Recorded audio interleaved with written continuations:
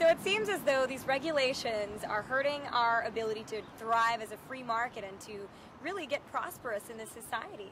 Well, Benjamin Franklin once stated, "A man that would give up liberty just for a little security will lose both and deserve neither." Representatives, how do you feel about this statement? Do you feel as though government is getting their hands a little too much into our private sector and our ability to create and thrive a thriving environment?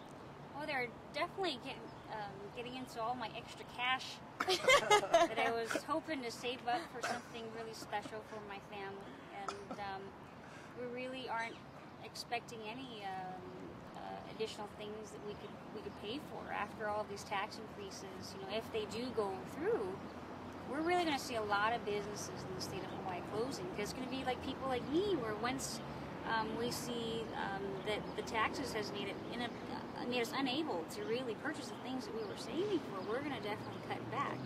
And I want to thank you for helping to educate us about the problem about taxing people in the higher incomes.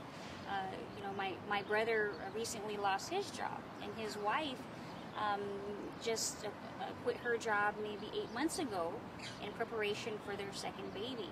And so she's decided for a year and a half she's not going to work so she can take care of the baby, because we have no one in our family that doesn't work to take care of the baby, so they added up the child care costs, and it was cheaper for her to stay home.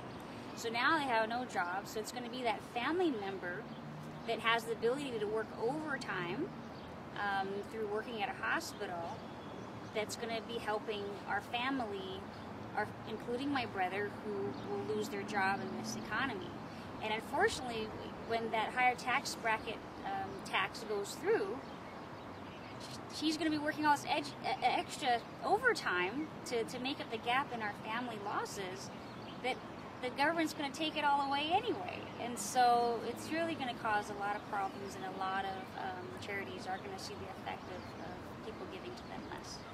Now, fortunately, Representative Pine, you're a young, beautiful, successful leader, so you're not going to be facing this problem. However, what do you say to everybody that just lost their job, that might have lost their entire life savings in the stock market in this economic situation?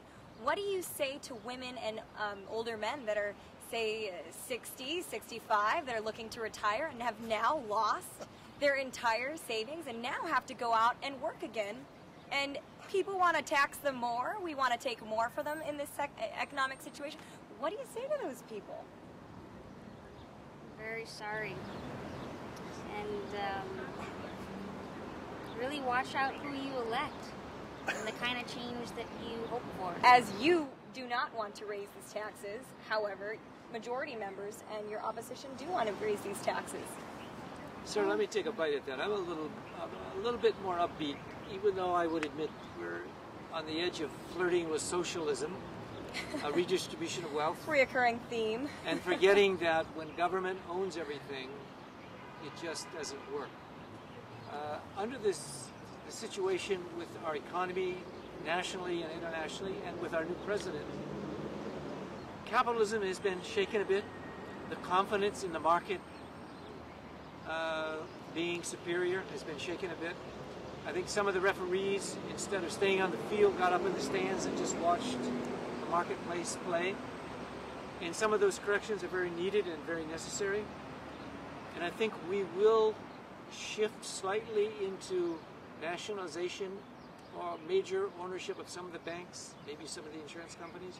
But I think eventually we will back out of that and see that American ingenuity, American entrepreneurship, the free markets will prevail. But right now we're romancing a degree of socialism, and I think this president, when he sees the effects of some of this, will back out of it. But right now we're kind of cozying up to the European model a lot more, but I think there's enough Americanism in America that we will back out of it. I'm finding that people are starting to shift their beliefs and really recognizing how there's too much government.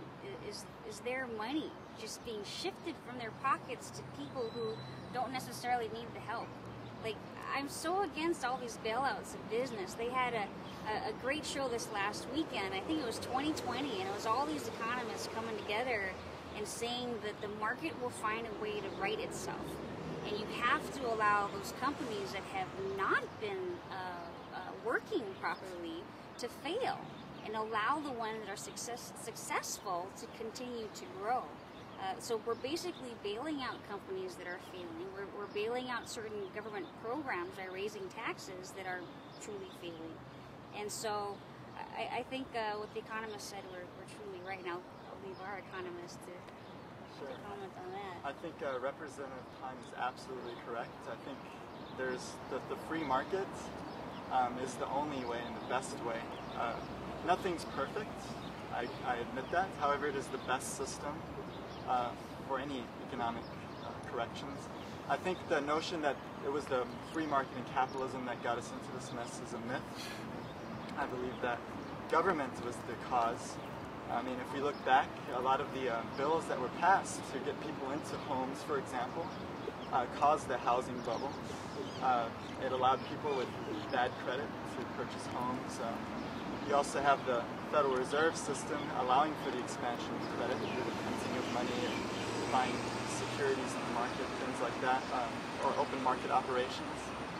So I think this notion that the government or the private entities were responsible for this because of greed or whatever, the private free market was only reacting to what the government had given them, which to me is like a welfare program, and it's now making it worse because they're bailing out these companies that are now having bad production.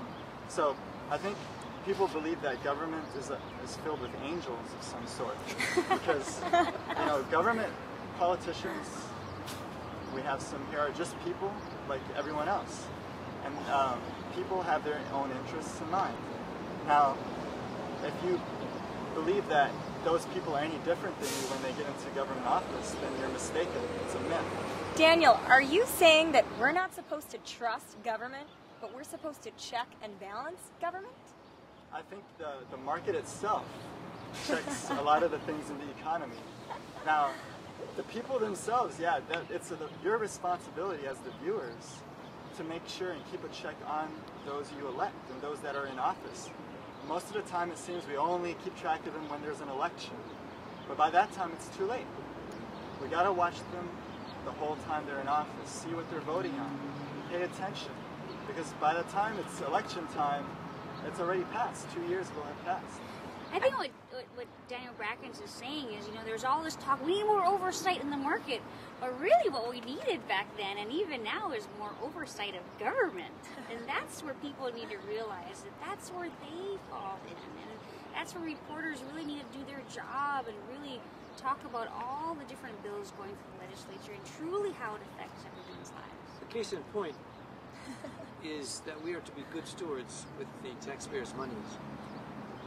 Right now, there's about $156 million worth of bonuses that AIG, which is part of the government bailout funds, deciding how they're going to distribute this $156 million.